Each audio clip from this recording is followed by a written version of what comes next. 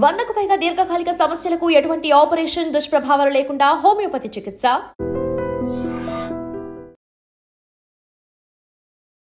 నమస్తే, welcome to I dream social spotlight with కవిత.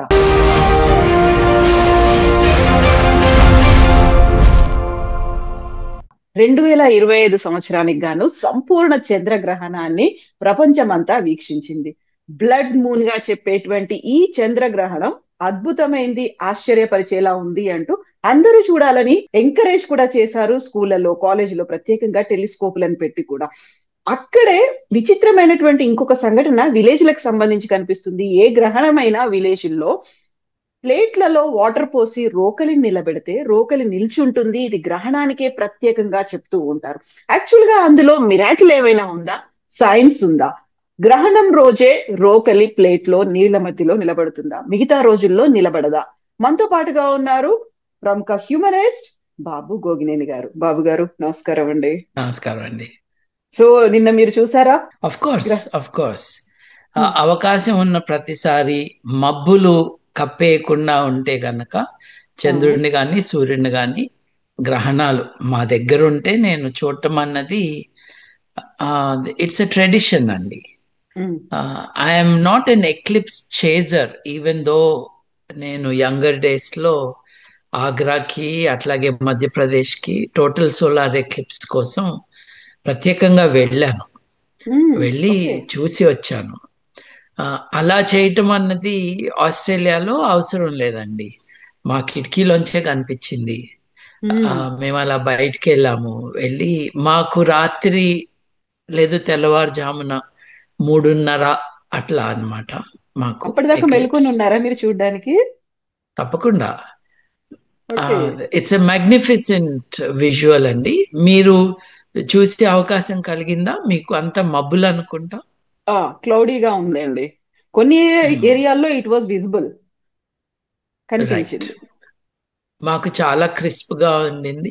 మేము చాలా మంది మిత్రులము ప్రపంచంలో, మీరు అన్నట్టుగా ప్రపంచవ్యాప్తం కాదండి, but 70% of the world was able to witness this.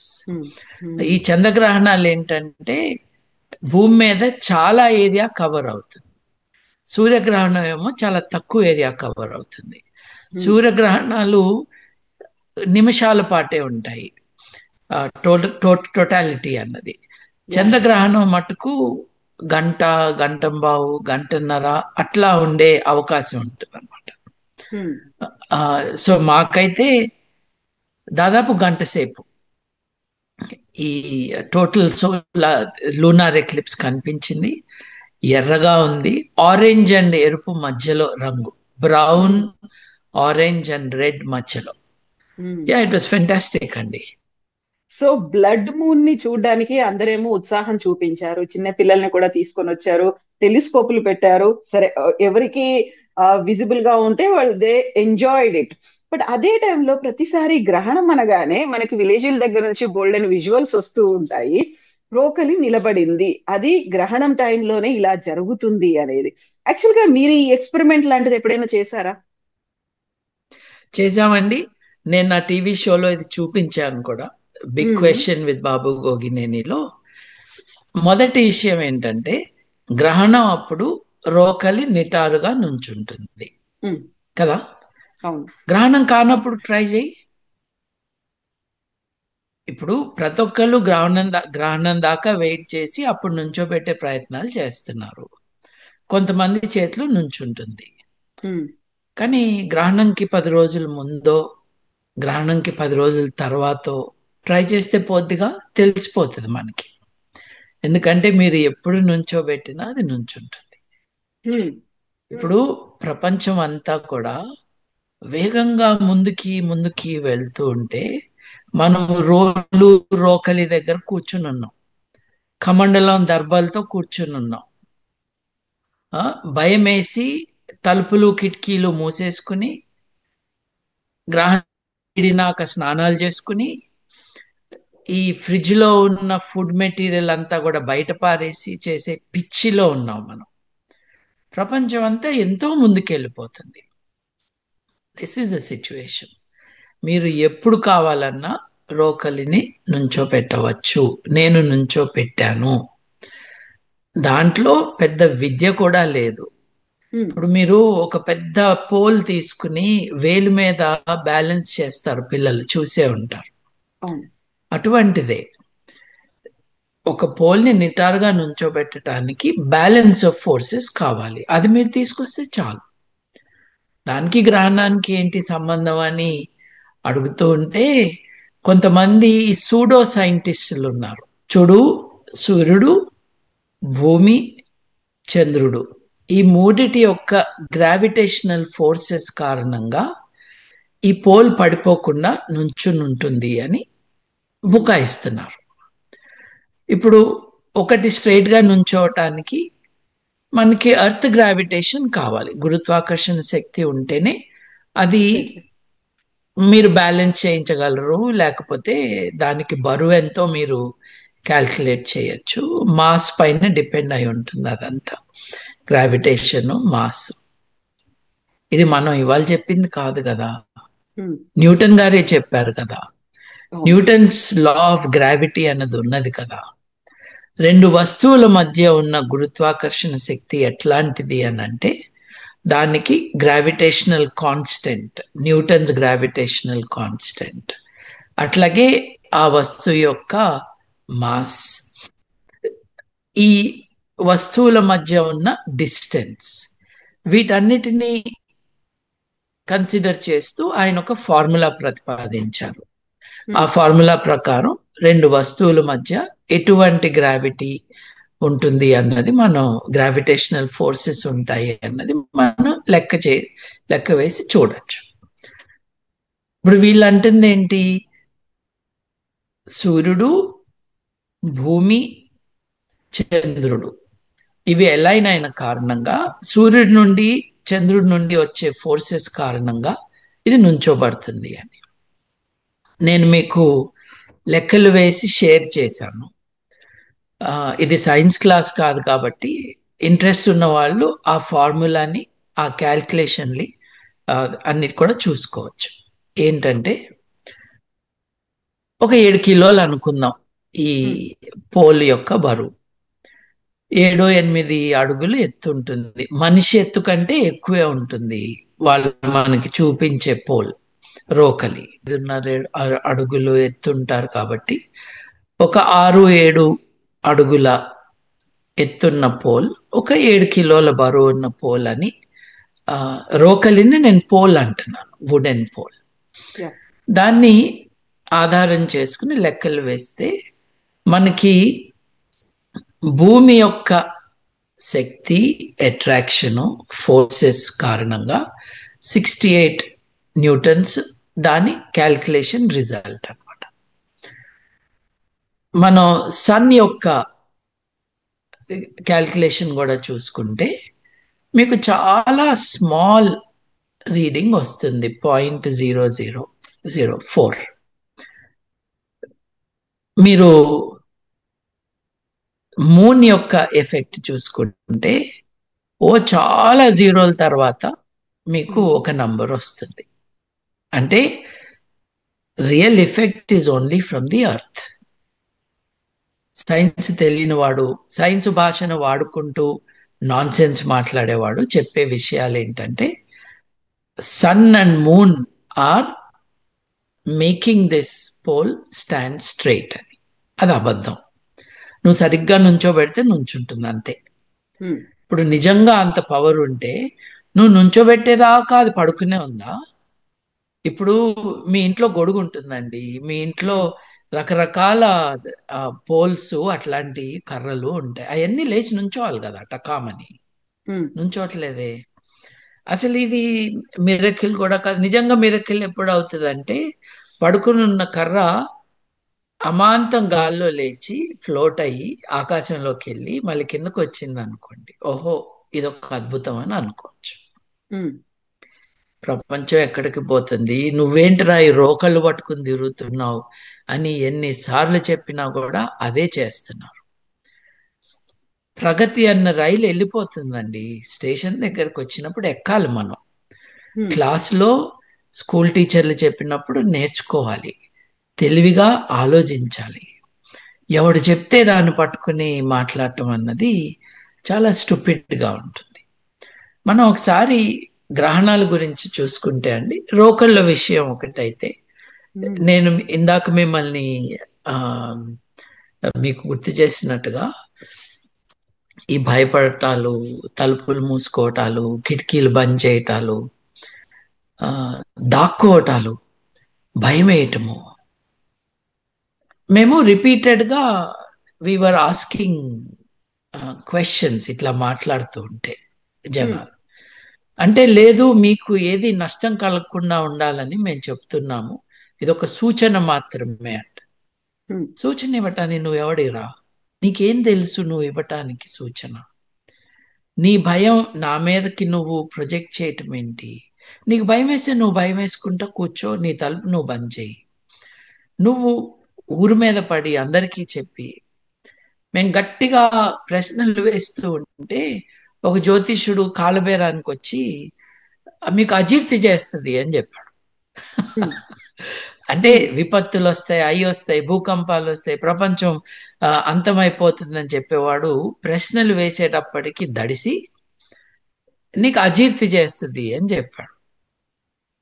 నిజంగా వాళ్ళ కడుపు నొప్పి ఏంటంటే, వాళ్ళు ఈ గ్రహణానికి 1 వారం రోజుల ముందు నుంచి టీవీలలో, యూట్యూబ్ ఛానల్స్లో తిష్ట వేస్తూ ఉండేవాళ్ళు. వాళ్ళ కాళ్ళు అడ్డం పెట్టి కింద పడేటట్టు చేశాం, వాళ్ళు చెప్పే అబద్ధాలని చెప్పి నిరూపించాం. వాళ్ళకి మిగిలింది ఏంటంటే సైన్స్ యొక్క పరిభాష. Negative energy. ఎనర్జీ నెగటివా? అసలు ఎనర్జీ అంటే ఏంటనుకుంటున్నావు నువ్వు? ఈ నెగటివ్ ఎనర్జీ ఏంటి? ఎనర్జీల యొక్క సమతుల్యత మారిపోతుంది, అందుకని ఇది అవుతుంది. కొత్తగా ఏం ఎనర్జీ వస్తుంది ఆయన? ఈ ఎనర్జీని నువ్వు ఎలా, దానికి ఒక పేరు చెప్పు. ఇప్పుడు సైన్స్లో ఎనర్జీస్కి పేర్లు ఉన్నాయి, దానికి ఒక కొలత ఉంది, దానికి ఒక కొలమానం ఉంది. నువ్వు చెప్పిన ఎనర్జీకి పేరు చెప్పు. ఏంటది? నీడ ఎనర్జీనా, భూతం ఎనర్జీనా, రాక్షస ఎనర్జీనా, దేవ ఎనర్జీనా, దైవ ఎనర్జీనా? ఏదో ఒకటి పేరు చెప్పు దానికి. దాన్ని నువ్వు ఎట్లా క్యాల్కులేట్ చేస్తున్నావో చెప్పు. నీ భయం వాస్తవం ఎట్లా అవుతుంది? నీకు దురద పుడితే నువ్వు గొక్కోవాలి, మేం గొక్కోవటం ఏంటి? ఇప్పుడు ఇట్లాంటి వాళ్ళందరూ వచ్చి దేశం మీద పడి చంద్రుడి మీదకి ఉపగ్రహాన్ని పంపించిన దేశంలో ఆ దేశం యొక్క ప్రజలు నీడకి భయపడుతూ ఉన్నారు. ఎక్లిప్స్ అంటే ఏంటి? గ్రహణం అంటే ఏంటి? అయితే భూమి యొక్క నీడ కానీ, లేదు చంద్రుడి యొక్క నీడ కానీ, వాటి కారణంగా ఎక్కడైనా వెలుతురు లేకుండా ఉంటే దాన్ని మనం అటువంటివి ఒక గ్రహం ఉపగ్రహం మీద పడితే దాన్ని మనం గ్రహణం అంటున్నాం. ఇప్పుడు మనకి సూర్యుడు ఉన్నాడండి, సూర్యుడు చుట్టూ భూమి. ఈ జ్యోతిష్యులకి సూర్యుడు చుట్టూ భూమి తిరుగుతున్నాడని తెలియదు కదా. వాళ్ళ దృష్టిలో భూమి చుట్టూనే సూర్యుడు, నక్షత్రాలు, గ్రహాలు అన్నీ తిరుగుతున్నాయి అన్నది. ఇప్పుడు వంటింట్లో ఉన్న ఒక మూత తీసుకున్నానండి, పాత్ర యొక్క మూత. ఇదే సూర్యుడు అనుకుందాం. ఈ సూర్యుడి చుట్టూ ఒక ప్లేన్లో గ్రహాలన్నీ తిరుగుతాయండి, డిఫరెంట్ డిస్టెన్సెస్లో. ఇప్పుడు అయితే మెర్కురీ ఇక్కడ ఉండొచ్చు, వీనస్ ఇక్కడ ఉండొచ్చు, భూమి ఇక్కడ ఉండొచ్చు, అంగారకుడు ఇక్కడ ఉండొచ్చు, బృహస్పతి ఇక్కడ ఉండొచ్చు, వాళ్ళు శూద్రగ్రహం అనే శని ఇక్కడ ఉండొచ్చు. ఇట్లా మనం ఇట్లా అండర్స్టాండ్ చేసుకోవచ్చు. కానీ సూర్యుడు ఇలా ఉంటే ఇదే ప్లేన్లో తిరుగుతూ ఉంటాయి అవి, అంటే ఒకే ప్లేన్లో. ఇట్లా తిరుగుతూ ఉన్న భూమికి ఒక 5 డిగ్రీల యాంగిల్లో చంద్రుడు యొక్క పరిభ్రమణం మనం చూస్తాం. అంటే సూర్యుడు ఇలా ఉంటే గ్రహాలన్నీ ఇట్లా తిరుగుతూ ఉంటే భూమి కూడా అలాగే తిరుగుతూ ఉంటే ఇక్కడున్న భూమికి ఈ యాంగిల్లో 5 డిగ్రీస్ యాంగిల్లో చంద్రుడు తిరుగుతున్నాడు. అంతే మనం తెలుసుకోవాల్సింది. సూర్యుడు, భూమి, చంద్రుడు. చంద్రుడు మనకి తన ఫేస్ ఫుల్గా చూపిస్తే మనకి పౌర్ణమి. ఉమ్, చంద్రగ్రహణం ఎప్పుడైనా పౌర్ణమి కాని రోజు చూసామా మనం? చంద్రగ్రహణానికి పౌర్ణమి రోజు చంద్రుడు భూమి యొక్క నీడలోకి వెళ్తాడు. మరి ప్రతి 28 రోజులకి ఎందుకు రాదు గ్రహణం? ఉమ్, ఇప్పుడు భూమి చుట్టూ చంద్రుడు తిరుగుతూ ఉన్నాడు, ప్రతిసారి రావాలి కదా ఆ గ్రహణం అన్న ప్రశ్న రావచ్చు. ఒకటే ప్లేన్లో తిరుగుతూ ఉంటే వస్తుంది, కానీ అలా తిరగట్లేదు కదా, 5 డిగ్రీల యాంగిల్లో తిరుగుతుంది కదా. ఈ 5 డిగ్రీలు ఒక్కొక్కసారి పైన ఒక్కొక్కసారి కింద ఉంటుంది.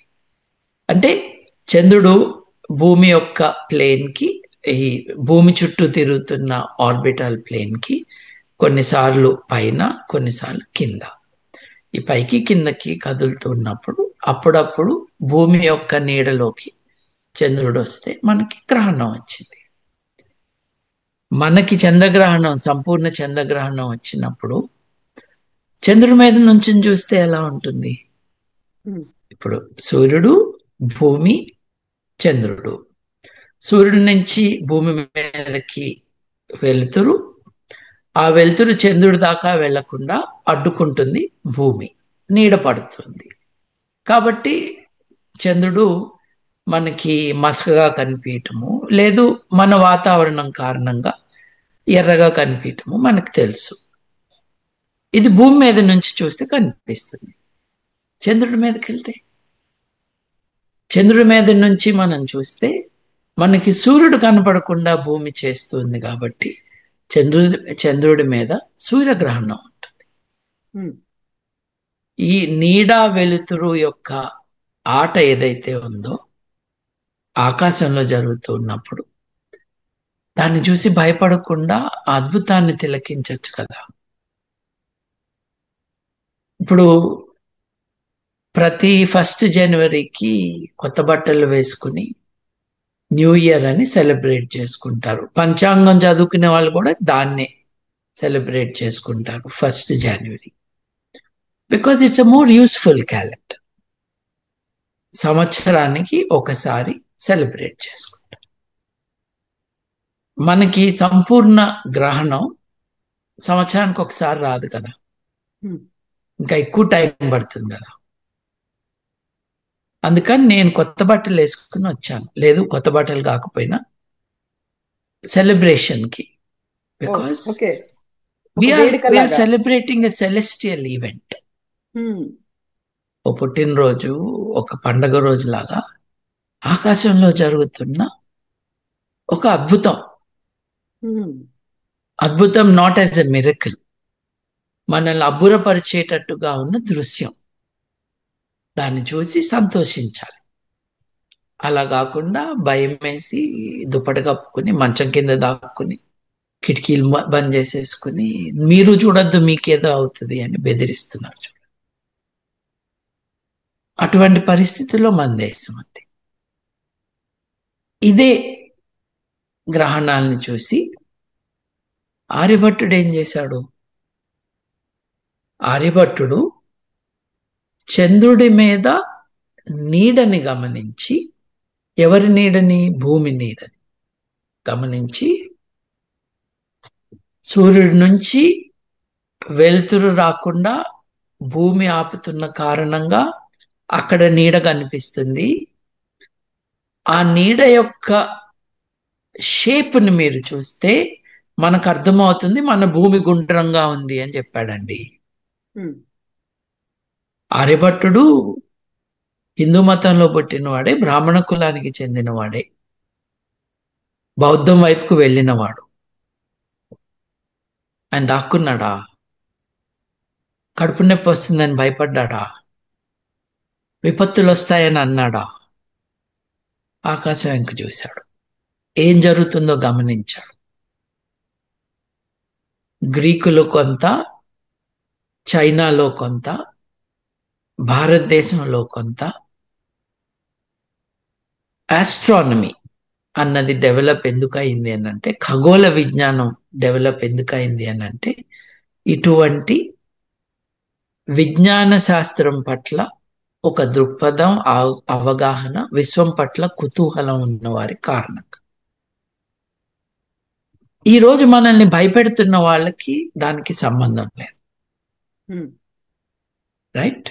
ఇప్పుడు 1868లో 1868లో గుంటూరులో, తెలుగు రాష్ట్రాలలో ఉన్న గుంటూరులో ఒక ఫ్రెంచ్ సైంటిస్ట్ వచ్చి, అప్పుడు ఒక సంపూర్ణ సూర్యగ్రహణం, ఆ గ్రహణాన్ని ట్రాక్ చేయటానికి ఆయన వచ్చి స్పెక్ట్రోమెట్రీ అంటాము. అంటే కాంతి, when light comes from somewhere, uh origins of that light ఏంటి కనుక్కోవచ్చు. ఉదాహరణకి, అంటే ఇట్స్ ఎ రఫ్ ఎగ్జాంపుల్, దివాళీకి మనం కొన్ని రకాల టపాకాయలు, కొన్ని రకాల ఎలిమెంట్స్ కారణంగా కొన్ని కలర్స్ వస్తాయి. మీరు మెగ్నీషియం వేస్తే ఒక కలర్ వస్తుంది, ఎగ్జాంపుల్ కోబాల్ట్ ఉంటే ఇంకో కలర్ వస్తుంది. అట్లా ఆయన ఈ స్పెక్ట్రోమీటర్ ద్వారా ఆ లైట్ సోర్స్ ఏంటి? సూర్యుడు.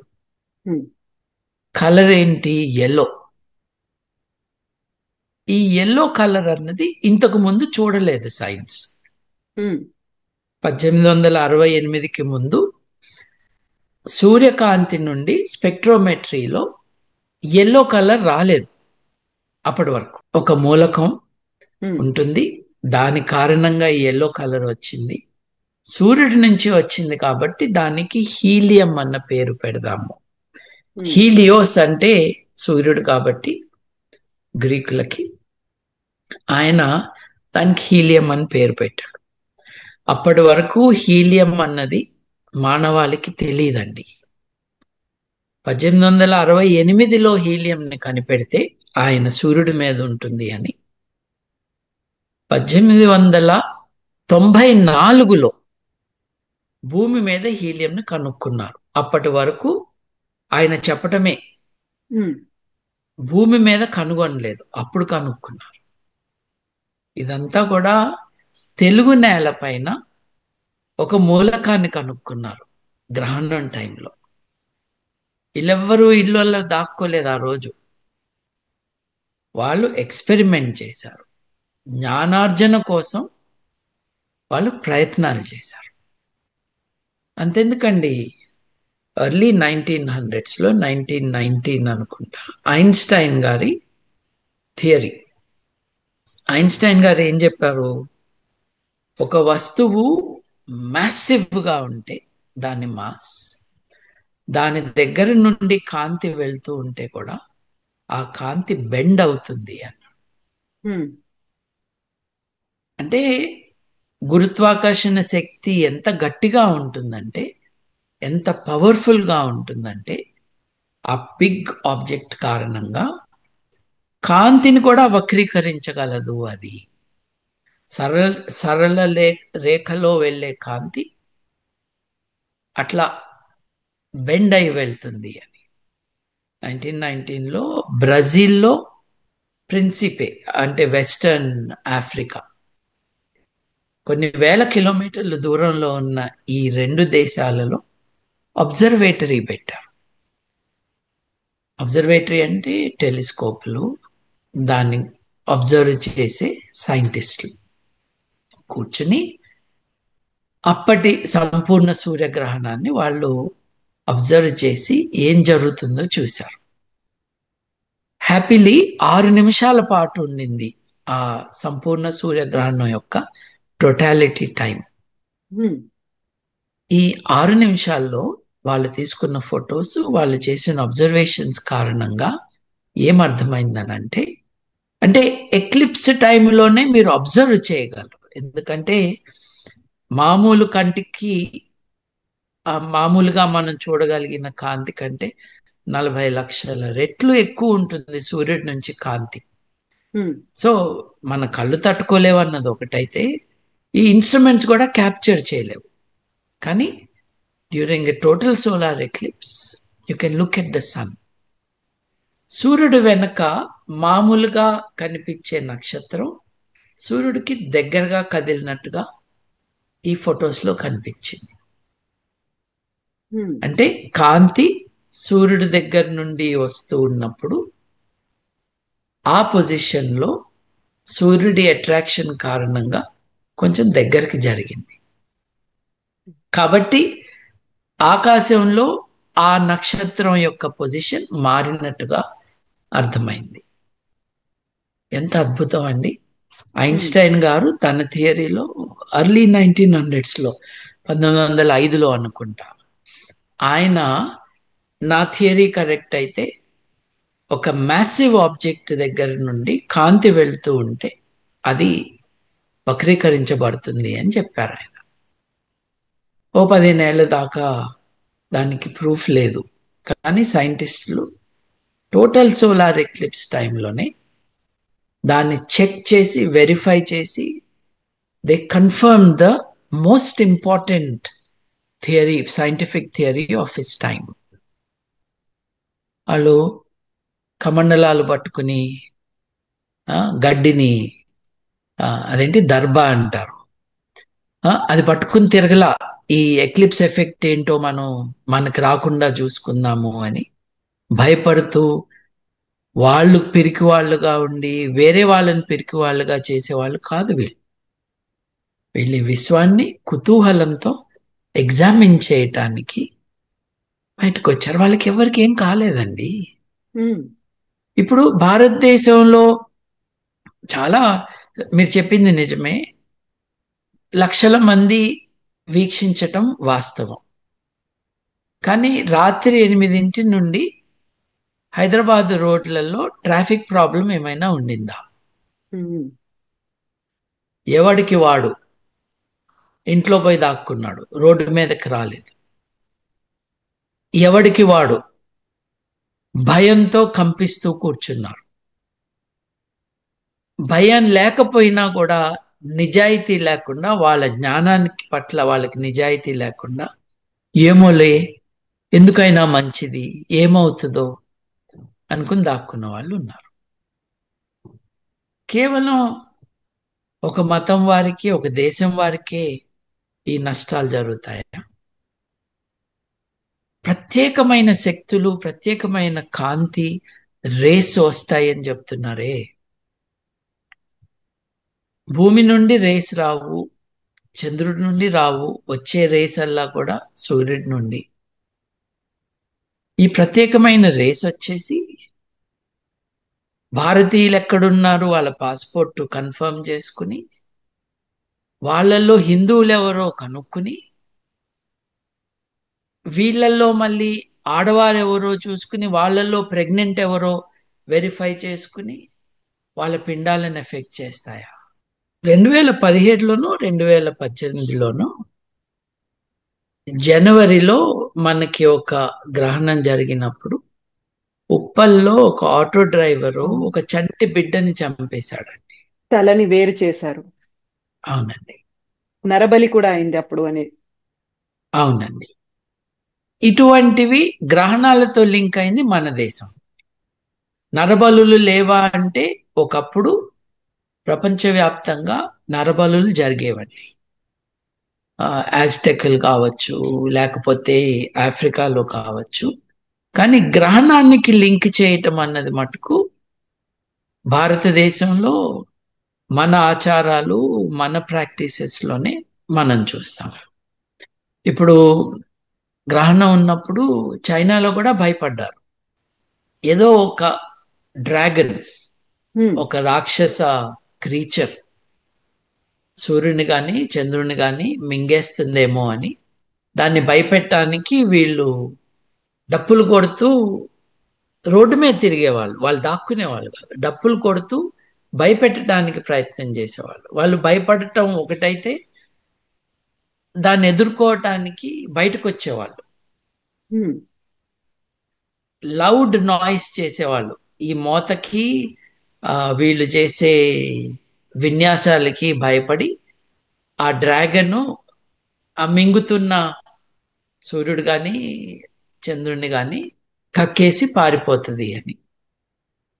ఆస్టెక్కులు కూడా చాలా భయపడేవాళ్ళు. ఆస్టెక్కులు ఇంకొక రకం మనుషులండి. వాళ్ళు రేపు పొద్దున్న సూర్యుడు ఉదయిస్తాడో లేదో అని ప్రతి రాత్రి భయంతో పడుకునేవాళ్ళు. గుళ్ళు కూడా మూసేస్తున్నాం కదండి. ఇప్పుడు సర్వాంతర్యామి అయిన దేవుడు, సర్వశక్తిమంతుడైన దేవుడు, విశ్వాన్ని సృష్టించిన దేవుడు అని మనం ఓ పక్కన మాట్లాడుకుంటూ ఆ దేవుళ్ళ గుళ్ళని మట్టుకు మూసేస్తున్నాము ఆ దేవుడికి రక్షణ కల్పించడానికి. దేవుడికి నువ్వు రక్షణ కల్పిస్తావా? ఇప్పటిదాకా నువ్వు దేవుడి గురించి ఏం చెప్పా? తర్వాత గ్రహణం వీడినాక, అంటే నీడ జరిగినాక ప్యూరిఫికేషనా? ఏం జరిగిందని అపవిత్రమైంది గుడి? లేదు దేవుడు, లేదు దేవుని విగ్రహం.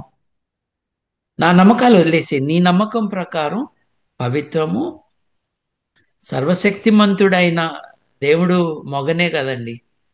సర్వశక్తిమంతమైన వాడు దేవుడు అని నువ్వు చెప్పుకుంటూ ఆ దేవుణ్ణి నువ్వు రక్షించటానికి బయలుదేరావా? అది నువ్వు కొన్ని మంత్రాలు చదివేస్తే అది బాగైపోతుందా? కమండలంలో నీళ్లు గడ్డిపోచా పట్టుకుని నువ్వు తిరుగుతూ బాగు చేసేస్తావా? దీన్ని కల్చర్ అంటున్నారా? ఆర్యభట్టు టైంలో ఉన్నది కల్చర్. విశ్వాన్ని అబ్జర్వ్ చేసి విశ్వంలో యొక్క సీక్రెట్స్ ని అర్థం చేసుకుని ఆ వాస్తవాలని ఆవిష్కరించటం కల్చర్. ఇది సూపర్స్టిషన్, ఇది మూఢనమ్మకం. నిజాలను ఆవిష్కరించే కల్చర్ మనకు కావాలి. మన మాండూక్యోపనిషత్తులో కదా ఉన్నది సత్యమేవ జయతే అని. ఇప్పుడు మీరు ఒక మాట చెప్పారు ఫిజిక్స్ టీచర్లు లెక్చరర్లకి సంబంధించి. ఇప్పుడు మనకి రోకలి అలా నిలబడ్డం వెనకాల కూడా సైన్సే ఉంది, ఐన్స్టీన్ థియరీ ఉంది, గురుత్వాకర్షణ శక్తి ఉంది అనేది. ఇదన్నీ ప్రాక్టికల్ గా ఎందుకని చేసి చూపించలేకపోతున్నారా? లేదు అలాంటి అవసరమే లేదు అనేటువంటి భావన వచ్చిందంటారా? అంటే క్రిటికల్ థింకింగ్ అన్నది మనం నేర్పించాలి. ప్రశ్న వేయటం. క్రిటికల్ థింకింగ్ అంటే ఏం అదే పెద్ద సోఫిస్టికేటెడ్ థింగ్ కాదండి. ప్రశ్న వేయటం, ఇది ఎందుకు జరుగుతుంది, ఎలా జరుగుతుంది అని మనం ఎగ్జామిన్ చేయటం. మనకు తెలిసిన వాస్తవాలని మనం అంకెల రూపంలో, అంటే క్యాల్కులేషన్స్ రూపంలో మార్చుకోవటం. ఇవన్నీ చేసినప్పుడు ఇప్పుడు విశ్వమే మాయా అని నువ్వు చెప్పేశావు కదా, ఇది మాయ అయినాక దీన్ని నేను ఎందుకు ఎగ్జామిన్ చేయాలి? అసలు ఈ బతుకేముంది, నువ్వు చచ్చిపోయాక మళ్ళీ పుడతావు, నువ్వు మళ్ళీ పుట్టినప్పుడు నీ బెటర్ సిచ్యువేషన్ ఉంటుందని చెప్తున్నారు కదా. ఇక ఈ బతకడం మీద నాకు ఇంట్రెస్ట్ ఎక్కడుంది? తొందరగా కొత్త బ్రతుకులోకి రావాలి, కొత్త జన్మ ఎత్తాలి అన్న ఒక కల్చరల్ నోషన్ క్రియేట్ చేసిన తర్వాత ఈ విశ్వం పట్ల కుతూహలం రావటం, culturally you are creating obstructions to that.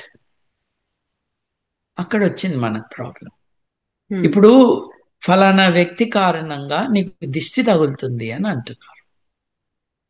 దిష్టి అంటే ఏంటండి?